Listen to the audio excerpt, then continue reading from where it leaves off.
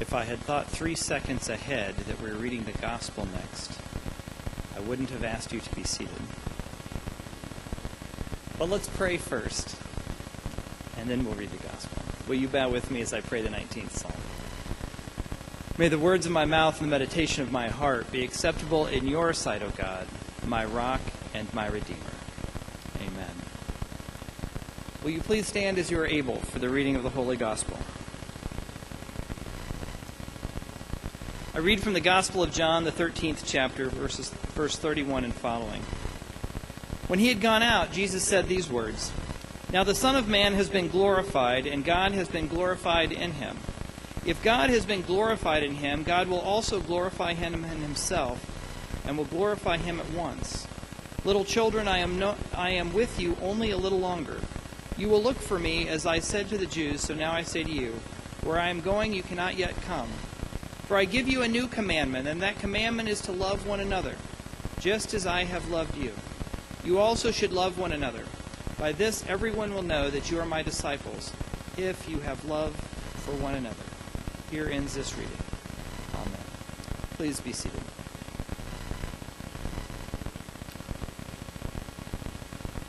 Jesus repeats himself about 3 times. And in fact, it's so repetitive in this passage, it's difficult to read because it sounds odd. He says, "I give you a new commandment to love one another. Just as I have loved you, you should love one another. By this, everyone will know that you are my disciples, if you love one another." Now, typically, when I am that repetitive, one or more of my children will say, "I get it, I get it, I get it. I heard you the first time." But I have learned, I don't know if you have, that hearing it, getting it, and doing it can be different things, yes? I have learned at my house that just because someone says, "I heard you," doesn't mean that's going to make any difference in the world or in the house in which we live. So Jesus knows that too. He knows that people have heard that before, but sometimes we have to hear it again because we don't get it. And I would say, looking around at the world, we could use a little more repetition of Jesus' commandment to love one another. And so I'll start with those who proclaim to be Christian. And I've said this many times, the number one reason people don't come to church, by statistics and surveys around the world, around the nation anyway, in the United States, they call people and they say, "Do you go to church?" They say, "No." And they say, "Why don't you go to church?" And there are 2 responses. The number one response is, other Christians. Other Christians are the number one reason people don't go to church, because they don't feel loving. Can you believe that? Clearly they haven't met those of us in this room. Amen? But that challenge, because as the message has grown and as the Christianity has become more common, the love part seems to need repetition again and again. Because there are many folks who claim to be Christian who don't act loving. Yes? In fact, some of the worst hatred I've seen expressed in our country is by people who claim to be Christian, because it's the message of Christ has stopped being a way of drawing people in, but a way of pushing people away. And this is the piece, and this is what I love about Christmas, because I think Christmas offers us a reset button about what the church really is about and what our faith really is about. So much of the time is spent when people think of Jesus, or people tell about Jesus, they're telling about a gonna get you Jesus, right? The Jesus on the white horse, the Jesus with the sword, the Jesus who's coming to judge everybody and to fix everybody. The Jesus that is forgotten is this Jesus who's coming into a manger, who is this innocent, helpless child. If you juxtapose the image of Jesus that is most often proclaimed in our nation about who God is and who Jesus is, it is not this innocent, helpless Jesus. It's typically, from what I hear, an angry, hostile Jesus who's going to get you. How did we get so far from the manger? How did we get so far away? Do we forget that easily? Do we forget the times? I know when I was always surprised when we would take when we had small babies, and we'd take small babies to see somebody, and people would always say, "Oh, I forget how small they are." And it always struck me. I'm like, well, this is the only size I know. Seems perfectly normal to me. But now when I see small babies, the first thing I think is, oh, I forget how small they are. Yes? I mean, a newborn child is as tiny and helpless and adorable, yes, as anything. And there's a fragility, there's a care, there's a change in affect. I've seen very gruff, old, grumpy grandpas melt into a puddle with a new baby. Have you seen it? Any grumpy grandpas sitting out here today? I've seen it. There's something about that magic of new birth, of new life into a family that has a disarming effect on people. That's what I want our Christianity to be. That's what I want our Christianity to be. I want our faith to be something that when we hold it with a reverence and a fragility and a humility, that it melts away everything else around us. That when we receive the faith of Jesus Christ, that we don't receive some archaic triumphalism where we can hold it over other people's heads, but instead we hold it with a tender care and a fragility and a need for nurturing. That's what our faith is. It's that fragile miracle that has come into the world and into our lives. And I would that we would treat our faith with that same respect, that same hope, that same disarming humility that I think is exactly what God intended. I'm thinking if I were God, and I'm reminded periodically that I'm not, and I were going to give the world a gift, or I were going to fix some stuff that was broken, because stuff's broken, amen? And so if I were looking out at the world at the stuff that was broken, and the people who I thought were causing it to be broken, not me naturally, but other people, what gift would I send into the world to fix it? Maybe I would send a righteous army. Maybe I would send an army who knew the good people and the bad people. Maybe we would send maybe we would send some powerful ruler who could rule benevolently where there wouldn't be any stalemates in office. Could we use a benevolent ruler right now in Washington that took care of all three branches of our government and made it all work right? And then whatever solution they came up with, everyone would agree with? And say, that's the right thing to do. That's the beautiful thing about being a parent or a politician. Whatever you do is wrong. Did I say pastor? I think I left that out of the list. If I were in charge, I don't know that it would have occurred to me to send into the world an innocent baby. I mean, and look what happened. As soon as the innocent baby was there, the leader of the world immediately went out and wanted to kill him. And wanted to kill the innocent baby and wanted to make sure he killed it. To be sure, he decided to kill all the firstborn children. The Gospel of Matthew tells this terrible story of the massacre of the newborn infants that went around and said, just to make sure we get him, let's kill all the firstborn males in every family. And then we'll get rid of Jesus. And they had to flee back to Egypt, ironically, isn't it? That they had to run to the country where they had previously been enslaved hundreds of years before in order to be free from the new government that was seeking to destroy it. I mean, what was God thinking? That the world needs so much strength, it needs so much fixing, and we send this little baby that can't do anything for himself. He can't even get a hotel room. And here he is, born in a barn, this innocent, fragile miracle. And that, God says, is the greatest gift of all.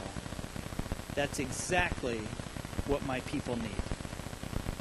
That's exactly what my people need.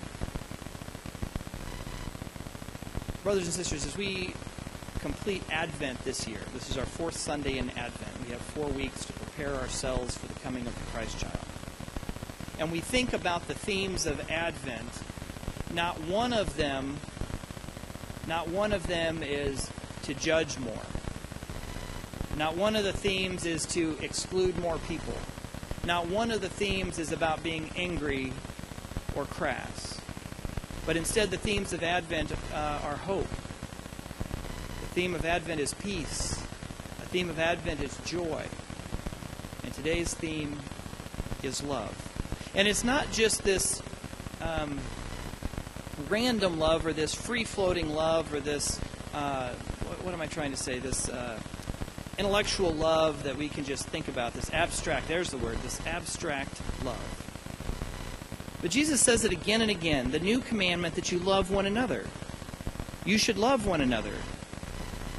You love one another. He says it 3 times.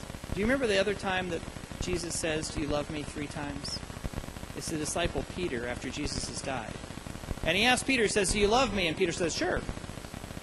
I don't even know if he looked up. He's like, yeah, I love you.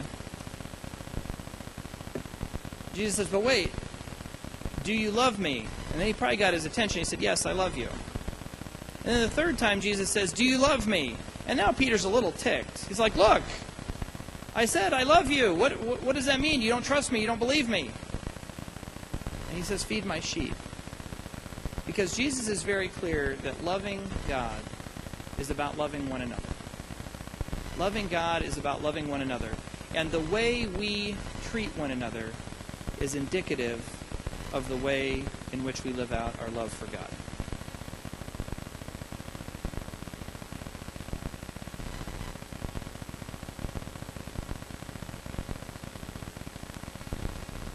So here's the challenge. If your love for God were best illustrated in your life, how would it be illustrated? Would it be the way that you talk to other drivers in other cars? Would that best illustrate your love for the Lord?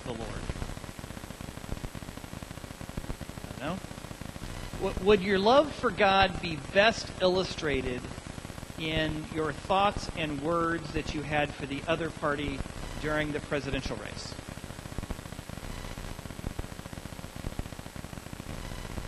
I don't know.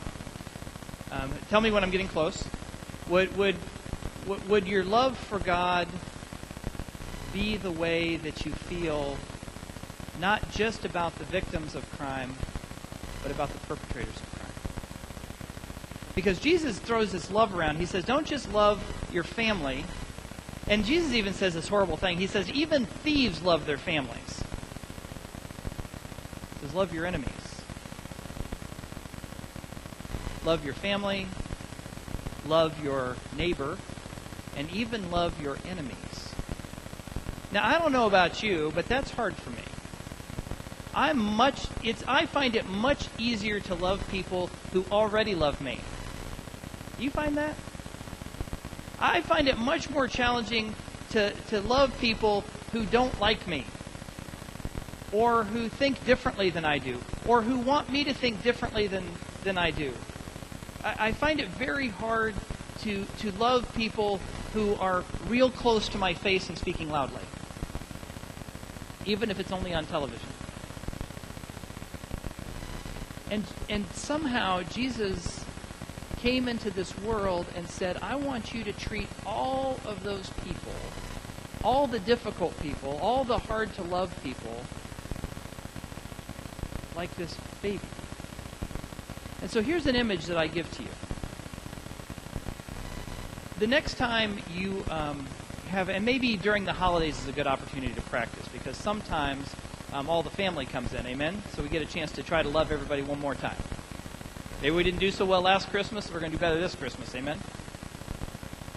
But I don't know about you, but family has a way of aggravating me, and I tend to aggravate them. And sometimes it's fun, right? But the invitation Jesus gives us is when we find ourselves aggravated with someone, to picture that aggravation as the Christ child in our hands that we're called to love. And maybe the next time I see something on television, or I read something in the newspaper, or more likely I read something online, which means it's true, and my blood pressure starts to go up, maybe I picture that writer or that group as that Christ child that I need to love, and calling me to love. I'm much better at encouraging other people to love, right, than to make that same shift ourselves. Because it's not to tolerate. This is the big thing, and I want to differentiate this. Jesus never says, put up with each other. I say that to my kids all the time. Look, love's a big, distant hope for me some days. Look, just put up with each other. Jesus never says put up with each other. He never says tolerate each other. He only ever says love one another. He doesn't say like either. Maybe that makes it easier, yes? But he says love one another. Love your neighbor, love your enemy. And then God sends into this world this innocent little baby that either we love it or it dies. And I think maybe our faith is like that too. If we neglect that infant child in our hands, that faith, that gift from God, if we neglect to love that child, to nurture it, to feed it, to care for it, and you can't just feed it and set it in a box, you've got to hold the thing. I learned that too. Though I also learned that the kids have a preference as to who's holding them. So I learned this. My little children at a very young age would do the chin check. Have you ever seen this? The baby would reach up with their arm and go like this. And if it got whiskers, it would immediately start to cry. But if it got Mama's smooth face, it would just settle in. That's not fair, no? But hold it anyway. I'd tell Julie, he clearly wants you. She's like, no, it's your turn. Love the challenges in this world. And I wrote this week, I wrote in my a letter this week to the congregation in an email. And in that, I quoted one of the great prophets of our time, Dr. Martin Luther King Jr. And he talks about the impact that love has in our world. Now, I don't know what he was thinking, because he was in a world that was very violent. He was living in an era that predates me, a time of segregation, and many of you remember a time of segregation in our country, when there were people actively marching, quoting the Bible about why it was right for blacks and whites to be separated. And Christians were some of the most divisive people. Christians didn't want, there are pictures, signs of people holding up placards outside their churches saying whites only. What? And he was in the middle of this time of hate, and when the marches were going on, the police sent their dogs and sent the hoses of fire hoses to spray people and to arrest people and lock people. Do you remember this era? It was horrible. I also didn't know, I grew up in a family where Dr. King was a hero. I also learned later in my life that there are families for whom Dr. King was not a hero, he was a rabble-rouser. And if he'd stop causing all these problems, everything would be fine. So you can just pray for a minute which home you grew up in.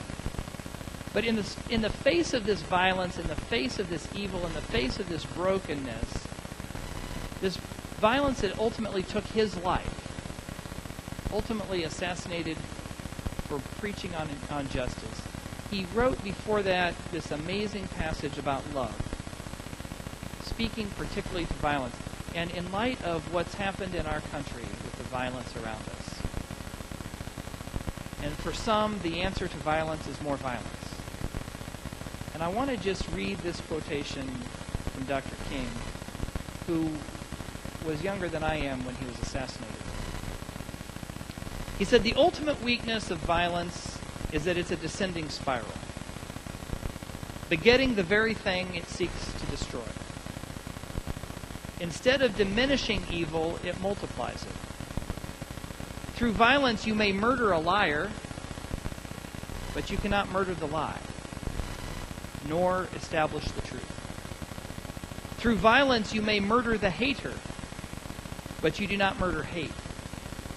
In fact, violence merely increases hate, and so it goes. Returning violence for violence multiplies violence, adding deeper darkness to a night already devoid of stars. Darkness cannot drive out darkness. Only light can do that. Hate cannot drive out hate. Only love can do that.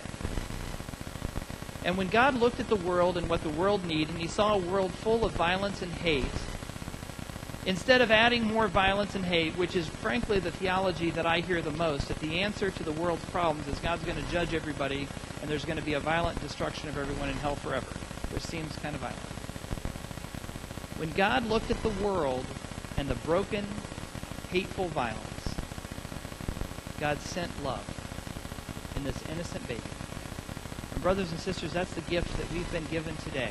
So here's what I want you to do. I want you to hold out your hands. Have you ever held a baby before? Ho, ho, ho. I want you to hold out your hands like you're receiving a baby, like someone's handing you a baby. You should support the head. Yes, I learned that. Turn them a little this way so they'll puke that way. Yes. The good moms don't care. They're like, oh, that's okay.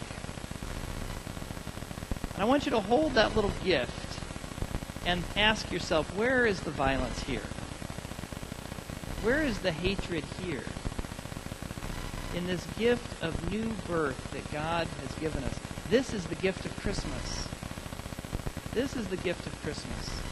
The gift of love that has come into the world through the baby Jesus. Let us pray. Good and gracious baby, good and gracious God. Good and gracious God, we receive this baby, this gift of love, this miracle of yours. Lord, the world's such a mess, and you sent a baby. The world is so filled with hate and violence and brokenness, and you sent this little baby. Lord, let those of us who claim to be Christian, let us receive that baby. Let us hold that gift and nurture it. This gift of pure love that you have given to this world. Let us receive it. Let us feed it, nurture it, raise it, and share this gift with the whole world, that everyone might know of your transforming love. We ask this in Jesus, our Lord.